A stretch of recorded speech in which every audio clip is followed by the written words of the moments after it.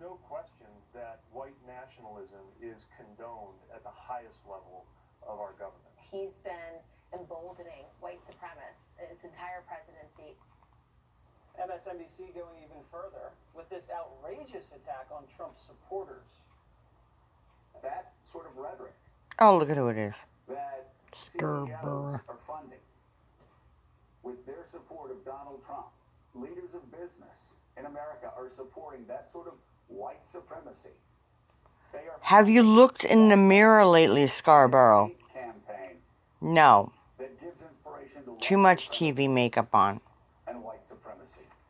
You're a fucking moron.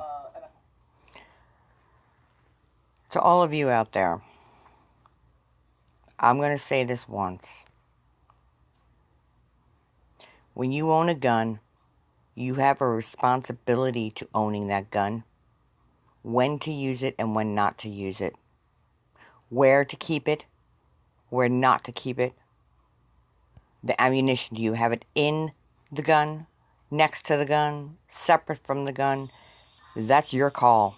You have that right to do that in my nation. This is the United States of America, and I have my Second Amendment right. Now, there's another rule that's not in the Constitution, and it's called own the bullet. Every time you pull that trigger, you best well own every and any consequence possible by pulling that trigger, whether it's loaded or not.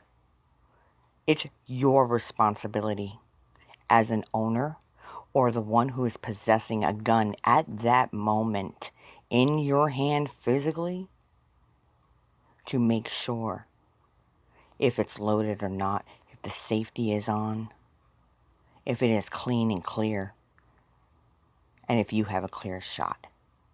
Period. No ifs, no ands, no buts.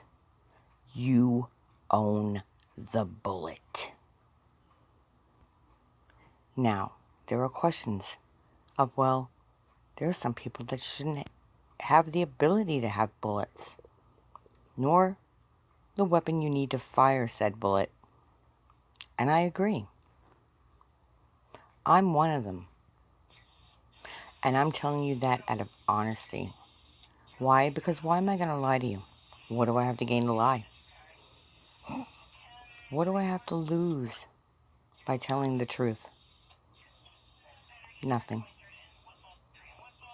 Just like the first question I asked you. Nothing. They both have the same answer. I choose not to own a gun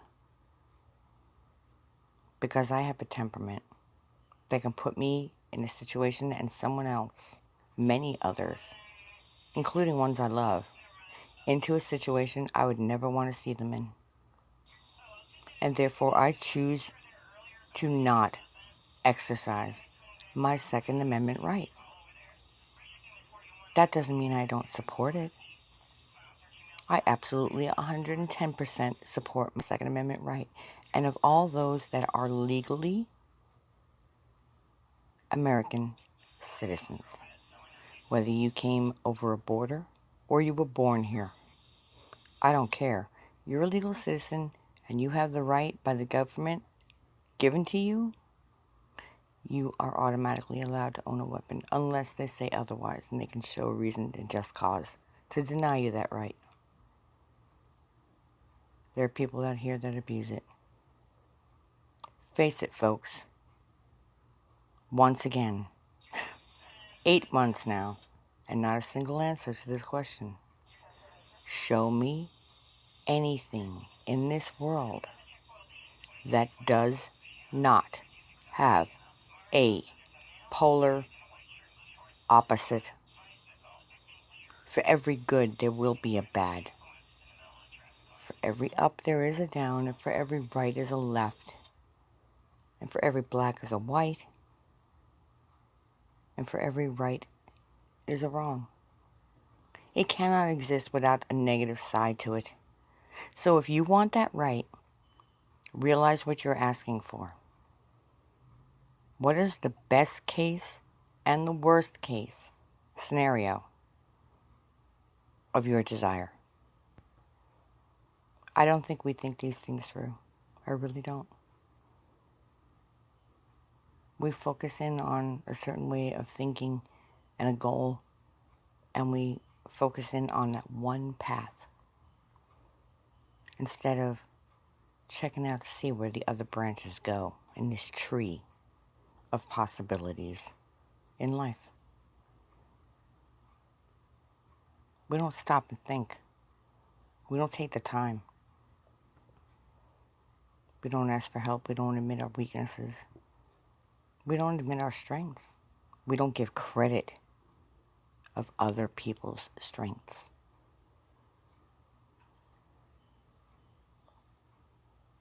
Nor do we fault our own weaknesses. But we're quick to call out everybody else's. Who the hell do we think we are?